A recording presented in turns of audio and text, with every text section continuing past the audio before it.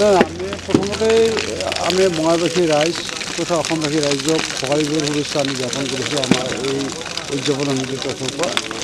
আমি প্ৰতি বছৰে এনেধৰণে আমি ভোগালী বিহু উদযাপন কৰোঁ। যোৱাকালি আমি উৰুকাৰ ব্যৱস্থা কৰিছিলোঁ। আমি ইয়াতে তাৰমানে বঙাইগাঁও অঞ্চলৰ বিশিষ্ট ব্যক্তিসকলক লৈ কিছু যুৱক বৃদ্ধ বনিতা সকলোকে লৈ আমি তেনেধৰণৰ উৰুকা আমি পালন কৰিছোঁ। আজি আমি যিটো আমাৰ অসমীয়া পৰম্পৰাই মেজি ঘৰ আমি জ্বলাইছোঁ, এতিয়া আপোনালোকে দেখিবলৈ পাইছে। ইয়াৰ পিছতে আমি ইয়াত তাৰমানে ৰাজহুৱাভাৱে পিঠা পনা খোৱাৰ ব্যৱস্থা যিটো আছে আমাৰ মাজত, সেই ব্যৱস্থাটো